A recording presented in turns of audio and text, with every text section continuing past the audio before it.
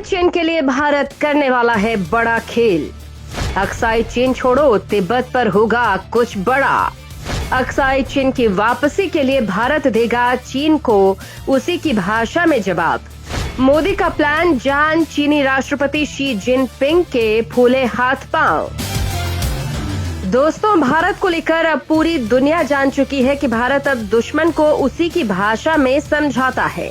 अगर वो बातों से मानता है तो ठीक, वरना उसके बाद भारतीय सेना उसे हथियारों से समझाती है। लेकिन अब भारत ने इन दोनों के बीच एक और रास्ता निकाल लिया है, और वो है कूटनीतिक प्रयास का, यानी दुश्मन को उसी की चाल में फंसा देना और मजबूर कर देना। भारत ने ऐसा हाल ही में किया भी है। हम एक उदाहरण देकर आपको समझाते हैं।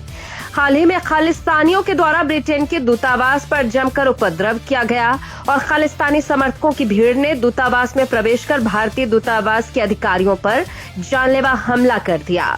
इस बवाल को ब्रिटेन पुलिस आंख मूंद कर देखती रही। इससे भारत ब्रिटेन के रवैये से काफी नाराज हुआ और भारत ने ब्रिटेन को उसी की भाषा में समझाने का फैसला किया और मोदी सरकार ने बिना समय गंवाए दिल्ली में ब्रिटेन के दूतावास के ऑफिस के बाहर सुरक्षा को पूरी तरह से हटा दिया। इससे ब्रिटेन के हाथ पांव फूल गए, क्योंकि इससे ब्रिटेन दूतावास पर कभी भी हमला हो सकता था। ब्रिटेन समझ गया भारत क्या चाहता था और ब्रिटेन ने तुरंत ही लंदन में भारतीय दूतावास पर भारी सुरक्षा जाब्ता लगा दिया। कहने का मतलब, भारत दुश्मन या विरोधी को उसी के अंदाज में सबक सिखाता है। अब इसी कूटनीतिक हथियार का सहारा लेकर भारत एक बड़ा मिशन करने वाला है। भारत पीओके, अक्साई चीन जैसे इलाकों को हासिल करने के लिए इसी कूटनीति का सहारा लेगा। पीओके को लेकर भारत तैयारी कर ही रहा है और इधर भारत ने अक्साई चीन को लेकर भी अपना एक ब्रह्मास्त्र चला दिया है। भारत अक्साई चीन की घर वापसी के लिए तिब्बत को रडार पर लेने वाला है। जी हाँ, भारत उस तिब्बत को लेकर एक बड़ा कूटनीतिक प्रहार करने वाला है, जिसके लिए वो मर मिटने के लिए तैयार है। तिब्बत के लिए वो काफी सालों से भिड़ता आया है। अब भारत तिब्बत को लेकर कुछ ऐसा करने वाला है कि उसके बाद फिर चीन खुद अक्साई चीन को भारत को सौंपने के लिए मजबूर हो सकता है। चीन को लेकर अचानक बदले मोदी के प्लान। भारत पहली बार चीन को चीनी हथियार से करेगा मजबूर। दोस्तों, अब से करीब 1 साल पहले चीन ने भारत को एक ऑफर दिया था। वो ऑफर था अरुणाचल प्रदेश में स्थित सामरिक रूप से बेहद अहम तवांग के बदले अक्साई चीन। जी हाँ, चीन ने कहा था कि भारत चाहे तो अपना अक्साई चीन वापस ले सकता है, लेकिन भारत को अपना तवांग उन्हें सौंपना होगा। आपको बता दें कि तवांग युद्ध के लिहाज से काफी अहम इलाका है।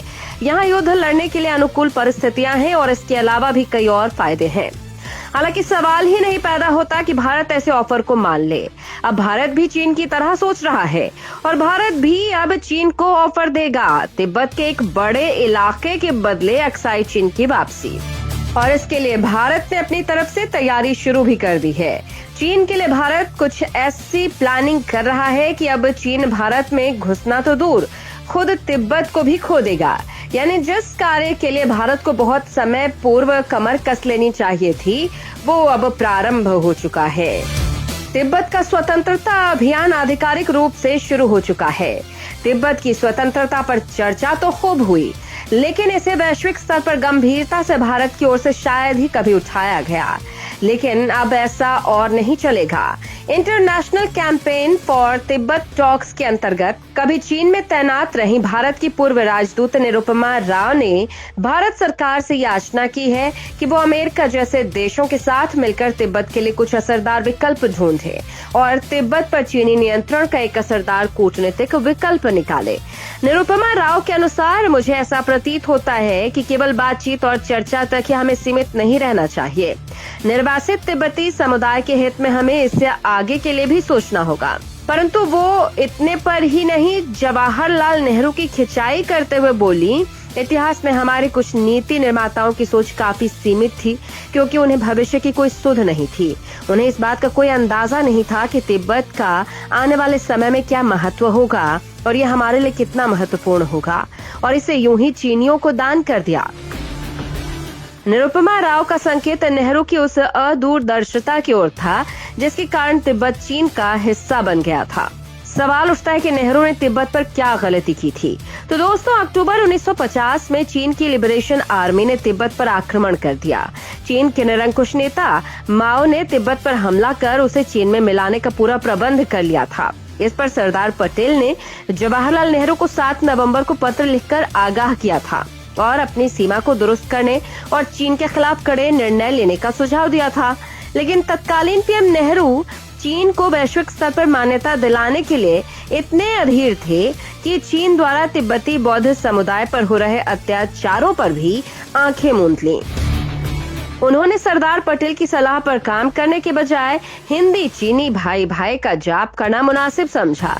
इसका दुष्परिणाम भारत को 1962 में भुगतना पड़ा। लेकिन जिस तरह से अब समीकरण बदल रहे हैं, उससे स्पष्ट होता है कि अब स्थिति पहले जैसी नहीं रही। अब भारत दूसरे देशों के इलाकों में घुसकर मारने का भी काम करता है। अब ये स्वाद चीन भी चखने वाला है और ये होने वाला है तिब्बत में। मोदी सरकार चीन को 2 टुकड़े करने की नीति पर काम कर रही है। भारत एक तरफ तिब्बत का मामला अंतर्राष्ट्रीय पटल पर उठा रहा है, तो वहीं दूसरी ओर भारत अब तिब्बत के कई अहम इलाके एक्वायर करने के लिए मिशन करने वाला है। भारतीय सेना को इसके लिए बड़े टास्क दिए जा रहे हैं और बताया जा रहा है कि इसके लिए भारत के बड़े स्वदेशी हथियारों को सीमा पर पहुंचाया जा रहा है। भारत की प्लानिंग से खौफ में है चीन। पीओके से लेकर अक्साई चीन तक प्लानिंग। दोस्तों, जब चीन ने भारत की सीमा में सेना को तैनात किया था तो उसे लगा था कि उसकी सेना को देखकर शायद भारत डर जाएगा। लेकिन शायद वो भूल गया था कि ये बदला हुआ भारत है जो घर में घुसकर मारता है। एक तरफ पीएम मोदी ने पाकिस्तान को दुनिया भर में अलग थलग कर दिया है, तो दूसरी तरफ चीन को भी कहीं का नहीं छोड़ा है। पाकिस्तानी पीएम शहबाज ये स्वीकार कर चुके हैं। आज हालात ये हो गए हैं कि किसी देश को फोन करो तो उन्हें लगता है कि हम उनसे पैसे मांगने वाले हैं।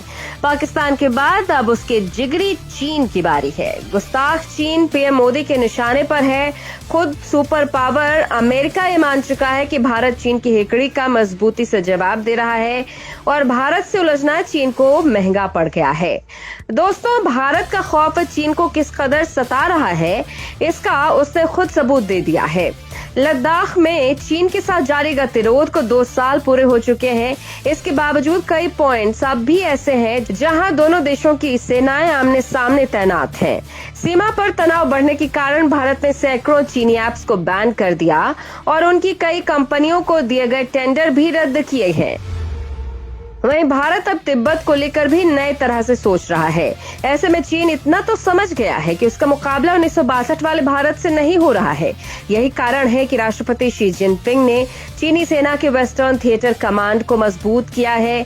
पीपल्स लिबरेशन आर्मी की वेस्टर्न कमांड के पास ही भारत से लगी सीमा की सुरक्षा की जिम्मेदारी है। ये पूरा इलाका भौगोलिक रूप से काफी चुनौतियों भरा है।